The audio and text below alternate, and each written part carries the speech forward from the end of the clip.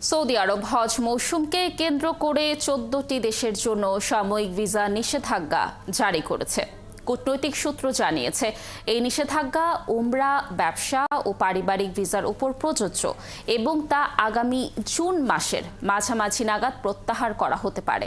Saudi কর্মকর্তারা নিশ্চিত করেছেন, যাদের কাছে উমরা ভিসা রয়েছে তারা 13 এপ্রিল পর্যন্ত দেশটিতে প্রবেশ করতে পারবেন।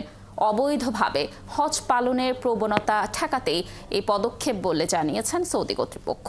সৃষ্টি ঘটকের প্রতিবেদন। চলমান হজ মৌসুমে বাংলাদেশ, পাকিস্তান সহ একাধিক দেশের নাগরিকদের জন্য সাময়িকভাবে ভিসা নিষেধাজ্ঞা আরোপ করেছে সৌদি আরব। জিও নিউজের প্রতিবেদনে জানানো হয়েছে, এই নিষেধাজ্ঞা মূলত ওমরা, ব্যবসা ও পারিবারিক ভিসার ক্ষেত্রে প্রযোজ্য হবে। অনুমান করা হচ্ছে, এই বিধিনিষেধ আগামী জুন মাসের মাঝামাঝি সময়ে প্রত্যাহার করা হতে পারে। কালার এক্সপার্ট, জর্জ স্যাপ এবং মাইল্ড অন হ্যান্ডস টেকনোলজি সমৃদ্ধ অরিক্স ক্রিস্টাল ওয়াশ আপনার লন্ড্রি এক্সপার্ট। কূটনৈতিক সূত্রগুলোর বরাতে জানা গেছে, ওমরা ভিসায় সৌদি আরবে প্রবেশের সুযোগ থাকবে 13 এপ্রিল পর্যন্ত। যেসব দেশের উপর এই নিষেধাজ্ঞা আরোপ করা হয়েছে তাদের মধ্যে রয়েছে বাংলাদেশ, পাকিস্তান, ভারত, মিশর, Indonesia, Iraq, Nigeria, Jordan, Algeria, Sudan, Ethiopia, Tunisia ও ইয়েমেন।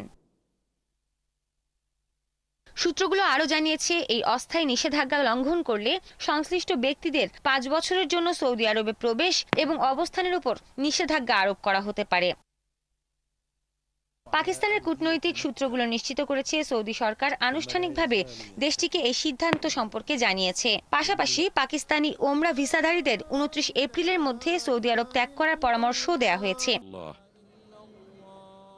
সৌদি কর্তৃপক্ষের ভাষ্যমতে, এই সাময়িক নিষেধাজ্ঞার পেছনে প্রধান কারণ হলো অবৈধভাবে হজ পালনের প্রবণতা। অতীতে বহু ব্যক্তি একাধিকবার প্রবেশযোগ্য ভিসা ব্যবহার করে হজ মৌসুমে সৌদি আরবে প্রবেশ করতেন এবং অবৈধভাবে থেকে গিয়ে হজে অংশগ্রহণ করতেন। এতে অতিরিক্ত ভিড় ও নিরাপত্তা ঝুঁকির সৃষ্টি হতো। আরেকটি বড় কারণ হলো অবৈধ শ্রমিক হিসেবে কাজ করা। সৌদি কর্তৃপক্ষ জানিয়েছে, অনেকেই ব্যবসা বা পারিবারিক ভিসা নিয়ে গিয়ে নিয়ম ভেঙে স্থানীয় বাজারে কাজ করতেন, যা শ্রমবাজারে বিশৃঙ্খলা সৃষ্টি করে। সৌদি পররাষ্ট্র মন্ত্রণালয় এক বিবৃতিতে জানিয়েছে, এই সাময়িক নিষেধাজ্ঞা হজ মৌসুমে ভ্রমণ নিয়ন্ত্রণ সুসংহত করতে এবং নিরাপত্তা নিশ্চিত করতে গ্রহণ করা হয়েছে।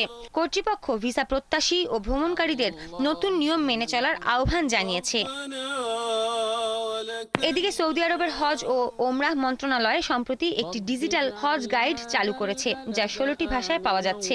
এর মধ্যে রয়েছে উর্দু, ইংরেজি, আরবি, তুর্কি, ফরাসি, ফার্সি, উজবেক ও ইন্দোনেশিয়ান ভাষা। এই গাইড পিডিএফ এবং অডিও ফরম্যাটে পাওয়া যাচ্ছে এবং মন্ত্রণালয়ের অফিসিয়াল ওয়েবসাইটের মাধ্যমে সহজেই ডাউনলোড করা যাচ্ছে। সৃষ্টি ঘটক, 71।